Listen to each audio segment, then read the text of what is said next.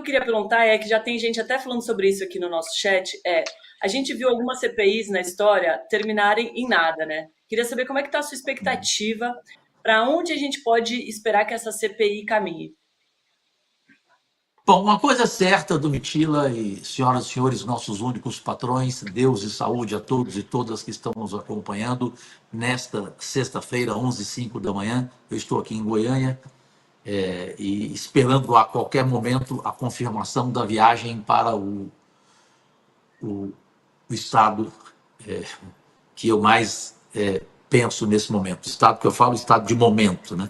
Que é se encontrar lá em Lisboa ou em Portugal, Romário e eu, com o empresário que diz estar desde 2009 manipulando resultados de jogos de futebol, que já ganhou quase 300 milhões de reais e que fez todas aquelas confissões na CPI desta semana, depois de tanta insistência minha para convencê-lo a falar, mesmo que fosse por videoconferência, até porque ele está foragido, ninguém ainda descobriu o lugar que ele está, e finalmente ele falou. Rapidamente, para não ser longo na sua pergunta, porque eu sei que o assunto aqui vai rolar com outras perguntas e eu quero ser objetivo, essa CPI, podem ter certeza, ela não vai terminar 0-0.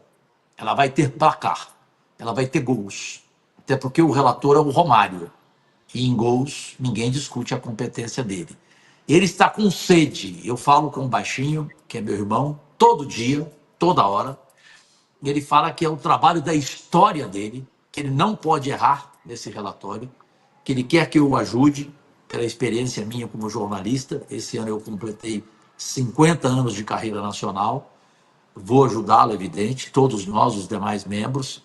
Então, ela não vai ser o que aconteceu na Câmara Federal, numa CPI que terminou com acusação de achaque, de deputado comprado por causas de apostas, enfim, de escândalos, e tampouco, que o PVC se lembra bem, André também, aquela CPI que o Romário foi traído pelo Romero Jucá, então senador de Roraima, onde a CBF chegou lá com um saco de 60 milhões de reais e no dia do relatório final, ela mudou como? Ela comprou 6 votos. São 11 votos. Só os titulares votam.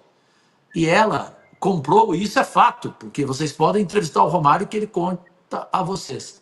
O Romário pegou os 6 senadores reunidos num gabinete, recebendo a grana que a CBF levou para mudar o relatório que o Romário tinha feito. Nessa CPI, pode ter certeza, isso não vai acontecer. Os senadores são sérios, são corretos e sabem que eu sou bocudo, que se alguém fizer qualquer coisa errada, eu sou o primeiro a dedurar ao vivo. Vamos lá. O Cajuru, o medo que eu tenho é o seguinte, vamos lá. Evidentemente, tudo tem que ser apurado. Tudo. Né? O 5-0 Palmeiras e São Paulo, o cheque, o Pix que foi depositado na conta do Luiz Henrique, que existe manipulação de resultados, a gente sabe pela investigação do Ministério Público de Goiás. Né? Foram 17 jogadores denunciados, o Eduardo Bauer foi denunciado, o Aleph Manga foi denunciado, o Gabriel Tota foi denunciado, são 17 jogadores ao todo. Então, é evidente que existe manipulação de resultados. A questão, o Ministério Público de Goiás não conseguiu chegar à conclusão de manipulação de campeonatos, o que também não significa que não exista, né? A gente tem uma investigação que foi concluída a primeira parte, que não chegou à conclusão de manipulação de deputados, de campeonatos. O receio que eu tenho a partir do primeiro depoimento do William Rogato a gente fala assim, ele confessou. Não, ele afirmou. Porque, por exemplo, ele ganhou 300 milhões de reais. Há demonstração de riqueza, há sinais de riqueza. O Bruno Andrade vai entrar com a gente daqui a pouco. O Bruno Andrade mora em Lisboa e esteve com o William Rogato ontem. Então, por exemplo, ele vai dizer se ele tem demonstrações de riqueza. Um homem que tem 300 milhões de reais, ele está morando onde? Não pode ser num casebre, né? Quando ele diz, então, por exemplo, acho que algumas perguntas têm que ser conduzidas. Por exemplo, o senhor ganhou as apostas nos jogos do Palmeiras no segundo turno do Campeonato Brasileiro do ano passado. Em quê? Quem tomou cartão amarelo? Quanto dinheiro o senhor gastou ganhou com cartão amarelo? O senhor apostou em qual resultado naquele Palmeiras e São Paulo? O senhor apostou que ia ser falha de quais jogadores? Porque isso tudo ele não respondeu ainda. Então, onde é que está o limite entre a gente conseguir chegar ao gol que o Romário e você vão fazer e não correr o risco de ser avalista de bandido? Bom, primeiro, é fácil falar com um jornalista da sua credibilidade e do seu preparo, PVC, porque eu informo aqui que essas suas perguntas, elas estão anotadas por mim, e eu conversando com a assessoria e com a consultoria jurídica do Senado, eu falei, em relação ao jogo, principalmente Palmeiras 5 e São Paulo 0, né? 5-0 Palmeiras, né? Eu quero que ele dê detalhes, porque ele fala dos gols. Ele fala de 3 gols, para ele, inacreditáveis. Ok. E ele fala que ele colocou bilhetes, né? Ou seja, que ele apostou naquele jogo. Então, você apostou em quê? Ganhou em quê? Em gol, em cartão amarelo, em quê? Isso é fundamental, que é o que ele promete dizer pessoalmente para nós, além de outras revelações que ele quer fazer. Sobre times rebaixados, entre os 42, porque ele falou times de São Paulo, principalmente do Rio, aqui de Goiás também, e ele só citou o nome de um time, o de Alagoas, e citou um time grande, segundo ele, grande entre aspas, do Maranhão. Então, isso tudo ele falou que vai contar para nós pessoalmente em Portugal. Então, o que você colocou é fundamental. Eu não posso sair de lá, e falei isso com o Romário ontem, por telefone, na segunda-feira, sem ouvir tudo isso, né? E sem trazer para o Brasil, para a CPI em especial, o que realmente ele falou ter de provas documentais, de áudio e de vídeo em gravações. É isso que nós queremos dele, porque realmente você tem toda a razão, para quem é jornalista, como você, como o André, estou falando de experiência, com todo respeito, a nossa russa brasileira, a um Juca Kfouri e tal, faltaram essas perguntas, por quê? Porque o advogado dele, simultaneamente na CPI, dizia que ele não poderia responder, senão eu teria feito essas perguntas que você falou aí, na hora, que ele falaria isso para a gente pessoalmente. Então, é o que a gente espera a qualquer momento, talvez aqui durante o programa ao vivo, 11h12 agora, a gente confirma o horário da nossa viagem segunda-feira e o encontro com ele lá. Eu ainda não sei se vai ser em Lisboa ou em Porto. Vila Nova de Gaia. Caju, eu vou colocar na nossa conta, né? Estão morando brasileiros. Vila Nova de Gaia, onde estão morando os mais brasileiros. Hoje tem muitos em Vila Nova de Gaia. É provável que ele esteja em Vila Nova de Gaia, que é no Porto, do outro lado da ponte. Para a gente responder essa pergunta, vamos colocar na nossa conversa aqui o Bruno Andrade, que mora lá em Portugal e que conversou com o William Rogato, que é essa figura que a gente está falando aqui, né, que foi entrevistada pela CPI ao longo da semana. Bom dia, Bruno, tudo bem? Queria que você trouxesse mais detalhes de como foi essa conversa com ele, onde é que ele mora, como é que é a situação dele por aí. Bom dia, Domi, Cajuru, PVC, Hernan, pessoal do UOL. Bom, até para tentar ser o mais responsável possível, em todo momento o William, na conversa comigo, em relação ao local da residência hoje, era o famoso morde-a-sopra. Ele confirmava que estava em Portugal, ao mesmo tempo dava a entender que não estaria em Portugal. Mas a informação que eu tenho é que nesse momento, ou pelo menos até ontem, e olha que eu falei com o William novamente hoje pela manhã, numa entrevista já para Portugal, ontem foi uma entrevista exclusiva para o UOL Esporte, a informação que eu tenho, e não através do William, porque o William não abriu propriamente o local da cidade, mas eu tenho por outras fontes que ele está residindo em Mirandela. Mirandela é uma cidade no norte de Portugal, ali na região dos Trás-os-Montes, perto de Bragança, região do Porto, basicamente, não é propriamente no Porto, na cidade, mas é uma cidade próxima. Então, essa é uma informação extra que supostamente ele estaria morando em Mirandela. Até tenho aqui algumas outras informações em relação a local, residência, mas eu prefiro não partilhar aqui, até por uma questão também de segurança do próprio. Ele se mostra muito temeroso em relação a ameaças de mortes, a perseguição. Falou, inclusive, que tem medo de andar pela rua, mesmo supostamente em Mirandela, e sofrer com um tiro na cabeça, enfim, entre outras questões. Mas basicamente a minha primeira pergunta era basicamente as mesmas perguntas que o PVC trouxe e que o Cajuru deu a entender que faria se o advogado o permitisse fazê-las. Porque a impressão que eu tenho, Cajuru, e aqui é uma pergunta também com impressão, até a parte jornalística, que das duas uma, ou o William não tem noção total do envolvimento dele nessas questões, ou ele, e eu digo isso com o maior respeito possível, ele basicamente está se aproveitando de toda uma situação e ele está longe de ser o principal alvo, o principal corruptor, por exemplo. Bom, Mauro, primeiro prazer.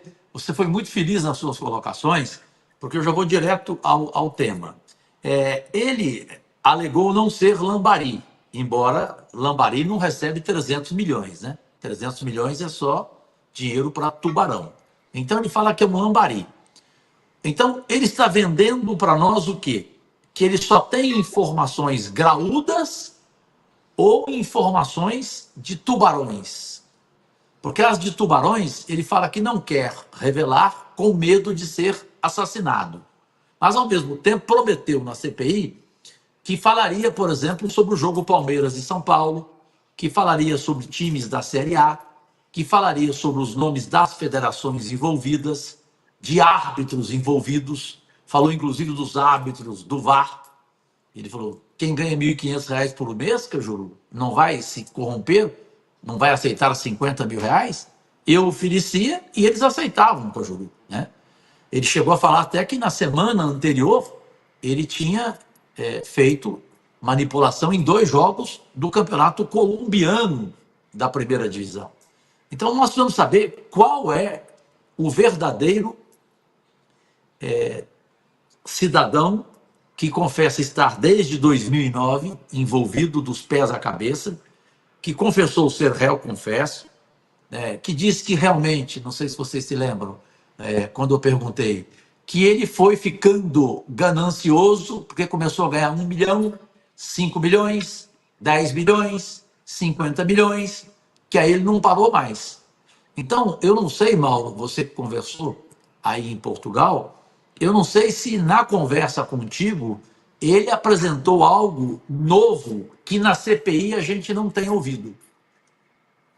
Cajuru, todos os pedidos de prova que eu pedia para ele me entregar, ele fez basicamente aquilo que fez com vocês na CPI, mas o que me chamou a atenção aqui, e eu não sei se foi o mesmo tipo de abordagem que ele teve com vocês na CPI, ele basicamente disse que vai entregar as provas, mas não vai entregar, entre aspas, de mão beijada com tudo detalhado. Por exemplo, ele falou o seguinte, a hora que eu for entregar um jogador que eu comprei, eu não vou entregar o nome do jogador, eu vou entregar um áudio com a voz do jogador e depois que seja a CPI, os investigadores que descubram qual é o jogador. Isso me alarmou um pouco, por isso eu fiquei com o pé atrás em relação às provas que ele tem. Repito, falo isso com o maior respeito possível. Parece lugares comuns, basicamente. Ele entrou em muitos lugares comuns em relação às provas que tem, às acusações que vai fazer, quando se eventualmente ele ganhou os tais 300 milhões de reais, é bem provável então, no mundo normal, que ele teria jogadores grandes, nomes confirmados, fotos, transferências bancárias. Me pareceu tudo muito básico, muito leigo. Essa é a minha questão. Ô Bruno, só uma pergunta. Com ponto de interrogação. Né? Só uma pergunta para você. Eu sei que a pergunta que eu vou fazer, ela não é uma pergunta que vai ter prova de nada, é só pela curiosidade mesmo. Mirandela é uma cidade de grandes condomínios onde moram tubarões ou lambaris? O PVC, eu vou tomar muito cuidado para não fazer juízo de valor, a roupa que ele usa, a casa que ele mora, o contexto no qual ele deu a entrevista, o plano de fundo, mas obviamente que a gente tem aquela questão do tato e o feeling jornalístico para perceber.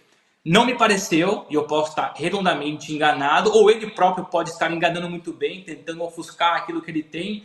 Não me pareceu, e repito, falo com o maior respeito possível, alguém que lucrou 300 milhões de reais. Se lucrou, deve ter gastado basicamente tudo. Não me pareceu muito concretamente alguém que está escorado numa herança ou em valores que supostamente batam 300 milhões de reais. Ele chegou a falar que ele perdeu a metade desse dinheiro na China no negócio de ouro que ele fez, né? Eu acho que era África, não era? Na Se eu África, tiver África, 50, perdão. Na se eu tiver África. 150, eu tô morando numa fazenda na Espanha. Tá bom demais, né? Ô Cajuru, eu vou fazer que nem os repórteres de rádio, que você conhece muito bem, vou fazer duas em uma. A primeira, existe alguma relação dele com o Textor, que também dizia que tinha provas e essas provas do Textor nunca apareciam? E segundo, existe um contato de vocês com as autoridades de Portugal para que ele de repente não fuja, já que você disse na tua fala que ele é um foragido e se esconde e tal, para que o encontro de vocês não seja um encontro, de repente, um desencontro? Não, na verdade, André, a gente fez um compromisso com ele. Qual? A Polícia Federal não vai conosco, não tem autoridade portuguesa nenhuma convocada, sequer informamos a ela. Seria um encontro realmente olho no olho, né? A princípio, uma relação amistosa, respeitosa, desde que ele nos entregue provas concretas, como ele falou, repito, documento, áudio, vídeo. Essa é a primeira parte. Com relação ao texto, a tua pergunta é muito boa, porque ele quis colocar o Testor como inocente, mas no ar ele jogou culpa na presidente do Palmeiras e no presidente do São Paulo. O Testor só apresentou indícios, provas nenhuma. A diferença do depoimento do Testor para o depoimento dele é que ele confessou quem ele é. Se você for analisar realmente qual foi o conteúdo de todo o depoimento dele, lá de Portugal, por videoconferência, foi a confissão dos seus erros.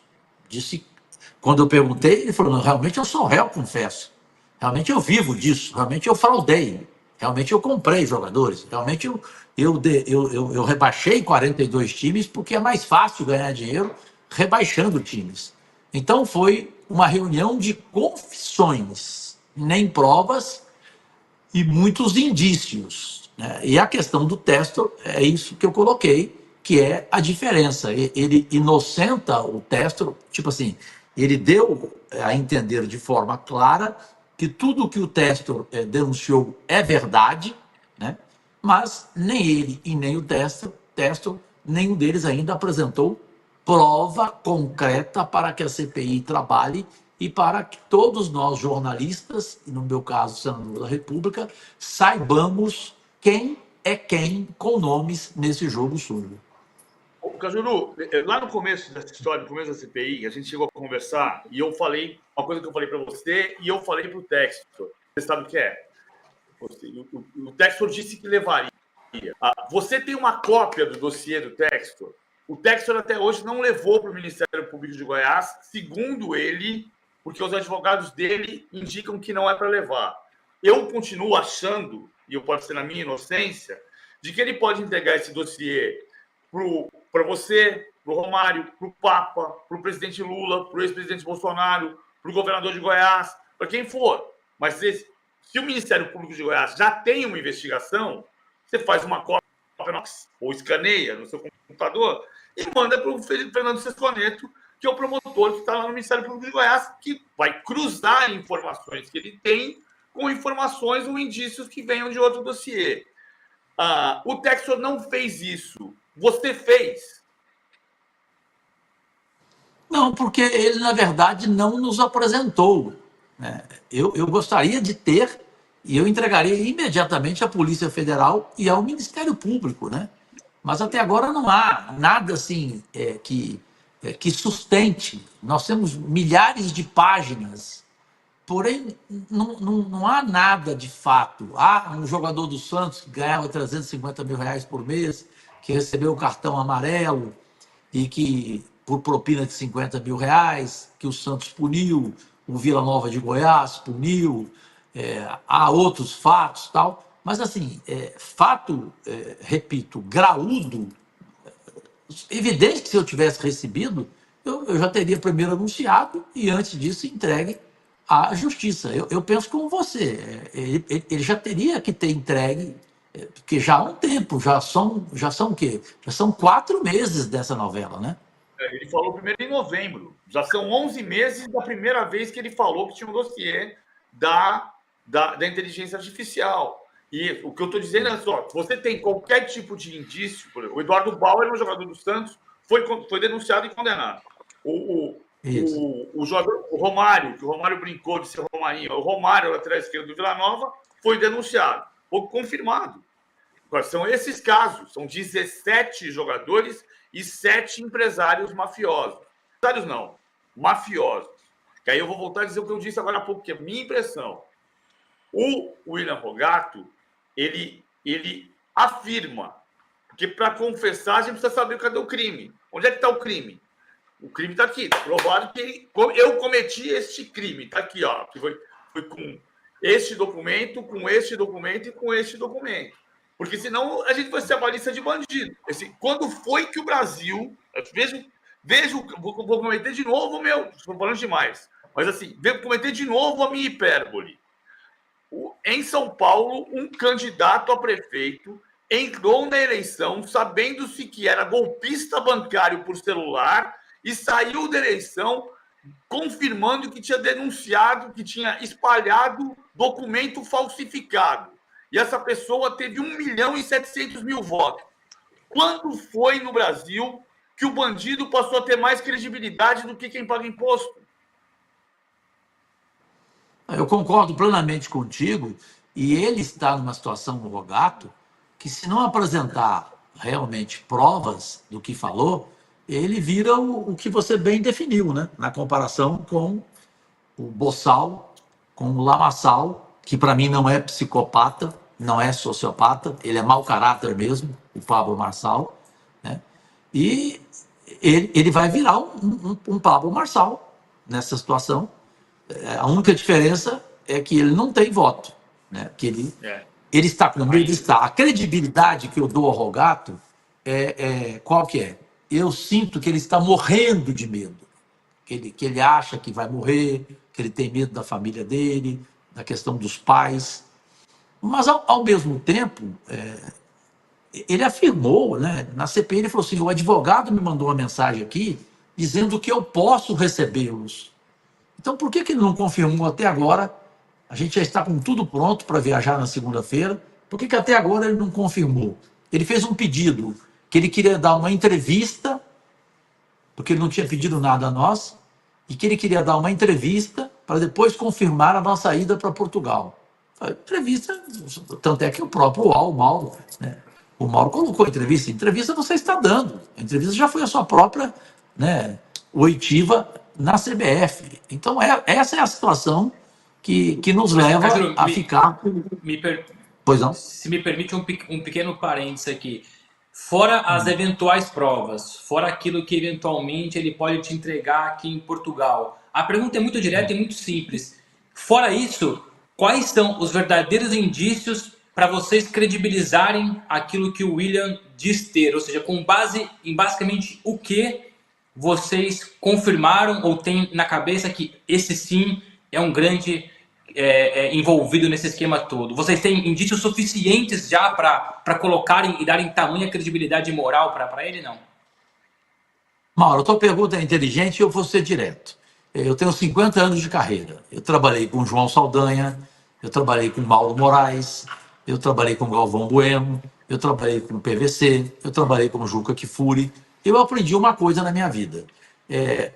Você não pode credibilizar nada que você não tenha prova, que você só tenha indício. Então, eu, francamente, até agora, eu falo por mim, não sei os demais membros da CBF. Desculpa, da CBF não, da CPI. Os demais membros estão acreditando muito nele. Eu não, eu só vou acreditar na hora que eu ver. Aí eu tenho que ser aquele famoso santo que vocês sabem o nome dele. Vai, Ana, Cajuru, eu queria perguntar sobre um caso que ganhou as manchetes aqui e indiretamente ou não afeta a questão da CBF e vira e mexe quando tem as convocações, vira um noticiário que é a questão do Lucas Paquetá, né, lá na Premier League. Ontem a gente percebia, não sei se isso afeta em campo, ele não fala sobre o assunto, ele já colocou uma última palavra numa coletiva, disse que não ia falar sobre isso, mas ele vai ser ouvido sobre a questão do depósito que um familiar dele fez ao Luiz Henrique, jogador que ontem deu a vitória à seleção brasileira. Como é que Uhum. você avalia isso? E existe até a possibilidade de ele ser banido do esporte. Como é que você avalia essa situação e esse caso específico que envolve 2 jogadores de seleção brasileira? Outro ponto importante nessa nossa entrevista ao vivo para o mundo inteiro aqui via UOL, de primeira.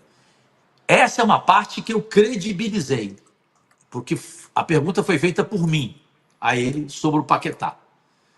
Para mim, o Rogalo deixou entender claramente que o caso do Paquetá é batom na cueca, com uma expressão ruim, mas que jornalisticamente às vezes a gente tem que usá-la. Tem coisa. O caso do Paquetá, você não pode de forma alguma inocentar nada, porque tem gente envolvida, tem coisa errada, por isso que ele está convocado e não mais convidado. Então, que tem, tem. Isso não há nenhuma dúvida. Que tem recibo. O que... Nesse caso tem um recibo. Nesse caso tem um recibo. Tem um comprovante do PIX depositado. Por essa questão, PVC, André, Mauro, brasileira russa de talento raro, eu penso assim, essa foi a parte mais importante para mim, que ali eu fiquei com a certeza de que tinha que ser, por enquanto ele estava sendo convidado. Aí eu convenci os demais membros, como presidente da CPI, falei, não, gente, o caso do Paquetá agora é diferente. Agora nós temos que convocá-lo. Agora é questão de convocação para o dia 29, rigorosamente 2 dias depois das eleições do segundo turno. Um outro ponto aqui rápido que eu queria colocar para vocês, que eu não entendi no Rogalo, é que ele quis falar muito politicamente. E ele demonstrou claramente que ele é bolsonarista, que ele é anti-Lula. Ele deu várias indiretas ao governo Lula. Então, ele quer entrar na parte política e chegou a falar, numa pergunta feita, não sei se foi por mim ou pelo Romário, que tem políticos também envolvidos nesse escândalo da manipulação de jogos. E políticos? Ele precisa dizer, porque houve denúncia contra um que teria recebido 35 milhões de uma casa de apostas, mas não há a prova ainda. Então, essa questão política, como é que a gente tem que interpretar o Mauro de Portugal e nós daqui, PVC? Como que a gente pode interpretar quando ele entra na questão política? Não, a questão é que você mora em Goiás. A gente já resume o problema aqui. Com o maior carinho por Goiás. Em Goiânia não deu para segurar a barra, então eu voltei. Mas a gente entende o que é que está acontecendo no centro-oeste do país. Você entende melhor do que eu. Sim, mas eu entendi. Se você lembrou a música do Leonardo. Mas o que eu quis te colocar não foi isso. Quis te colocar o seguinte: será que na questão política ele não tem nada a informar? Ele só jogou no ventilador porque ele tem um lado político? É isso que eu quero dizer. Sim, ele pode querer incriminar gente que é de outro lado ideológico dele. Agora, vamos chegar nesse país. Eu não vou incriminar, não tenho como falar nada de ninguém, mas vamos dizer o seguinte: este país em que o IDP do Gilmar Mendes é sócio da CBF Academy, em que o presidente da Câmara recebe o presidente da CBF, como aconteceu em dezembro do ano passado, no seu gabinete, e junto com Gustavo Feijó de Alagoas, evidentemente que estão confirmadas relações entre políticos e dirigentes brasileiros. Isso não tem a ver com manipulação de apostas e pode vir a ter se houver investigação nessa direção. O que a gente, vou repetir, eu estou fazendo a entrevista em vez de ter que perguntar e não responder. Mas o fato é, hoje a gente sabe que existe manipulação de resultados. O Ministério Público de Goiás provou. O que a gente não sabe é até onde vai a manipulação de resultados. E o Ministério Público de Goiás diz que não há de manipulação de campeonatos, mas sim de jogos. Cartões amarelos, ações em jogos. Cartões amarelos, expulsões, gols contra, etc. Quando ele fala que rebaixou times no Rio, em São Paulo, em Goiás, a gente tem que saber também como que rebaixou, comprou quais jogadores, tudo isso a gente precisa saber. E nesse seu comentário escorreito, é preciso ver quem é politicamente que está envolvido com isso. Por exemplo, tem jogo do Brasil terça-feira em Brasília pelas eliminatórias da Copa contra o Peru. A CBF já convidou um monte de senador, mordomia, camarote. Eu recusei. Eu não vou de forma alguma, eu não participo disso. Isso eu aprendi com o Juca que foi. Eu não jamais entro nesse tipo de festa. Não me convide para essa festa que eu não vou. Nunca usei avião da FAB, graças a Deus. Nunca usei passagem aérea. Eu tenho medo disso. Por quê? Porque do jeito que ele afirmou que tem político, ele falou que tem político grande, falou que tem vereador, né? Então, do jeito que ele colocou um monte de gente envolvida. O que nós queremos dele e que vai fazer bem para ele, e eu falei isso para ele, inclusive, para o Rogato, para o William, se você provar pelo menos 30% do que você falou, você vai estar fazendo um bem histórico ao futebol brasileiro e mesmo que você seja preso depois, você prestou o serviço. Do contrário, você vai ficar como um falastrão e vai para a cadeia do mesmo jeito. Então, Caju, Exatamente. até aproveitando. Só PVC, um minuto. mas só aproveitando essa pergunta do Cajuru para trazer uma pergunta. Cajuru, vamos lá, sejamos bem frontais aqui. Você, Romário, em Portugal, há dois cenários: ou voltar para o Brasil recheado de provas, ou voltar para o Brasil com uma mão cheia de nada. Isso pode acontecer, evidentemente. O que acontece com as investigações nos dois cenários, uma mão cheia de nada ou provas, e o que acontece com o William se ele entregar as tais provas, se ele vai ser preso, se ele vai ter uma delação premiada, se ele vai ter que voltar para o Brasil, e se for uma mão cheia de nada, qual é o cenário dele? Fica por isso mesmo? Não. Se ele não apresentar nada, eu acho que vai aumentar a pena dele. E eu falei com a direção da Polícia Federal ontem, e isso ficou bem claro. Em primeira mão, eu informo aqui para vocês no UOL. A Polícia Federal deixou claro, se ele não apresentar nada, nós não vamos levar a Polícia Federal lá, nem eu, nem o Romário, nem o Girão. Nós vamos conversar com ele de forma respeitosa, querendo que ele seja protegido. Agora, se ele não entregar pelo menos 30% do que eu falei, repito, de forma comprovada para nós, a situação dele vai piorar muito, e vai ficar de novo, infelizmente, como começou lá com o Testor, né? Você joga palavras ao vento e aí fica, como o PVC definiu no começo, muito bem, ninguém mais tem dúvida que existe manipulação, até porque nós sabemos, PVC, eu, que sempre fizemos jornalismo investigativo, Juca, Mário Magalhães da Folha de São Paulo, outros, a gente sempre soube que houve de tudo no futebol brasileiro. Máfia da loteria, que foi o Juca que descobriu, máfia do apito. A gente sabe que houve isso tudo no futebol brasileiro. Só que não houve nunca punição, nunca houve condenação para valer. Só que esse caso agora, o tamanho dele, proporcionalmente, não se compara com os anteriores. Por isso que ele precisa de condenações gravíssimas e de uma limpeza no futebol brasileiro de forma clara. Porque o que está acontecendo é o quê? Eu não sei se vocês acompanham isso em São Paulo, mal em Portugal. Eu tenho um monte de amigo que amava futebol e que hoje não vê futebol mais na televisão. Fala, Cajuru, eu não vou ver. Eu não sei se o resultado é sério. Eu parei de ver, Cajuru. Então essas pessoas fizeram um bem para o futebol ou um mal? Ô, Cajuru, Última muita pergunta, gente fazendo Cajuru. pergunta aqui para você. Última pergunta, Quero agradecer a galera que Nath. está participando. Só um minuto, PVC, rapidinho.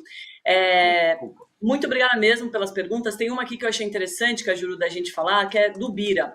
Ele pergunta aqui, ó, antes de viajar para conversar com ele, não seria interessante a CPI levantar as movimentações financeiras dele? Vocês têm autonomia para pedir essa movimentação financeira? É possível? A pergunta do Bira é boa e pode ter certeza, já fizemos isso. Foi a minha primeira decisão ontem, antes de sair de Brasília. Nós queremos todas as informações dele, até porque quem fala que... Até ele brincou, né? Quando eu perguntei, né?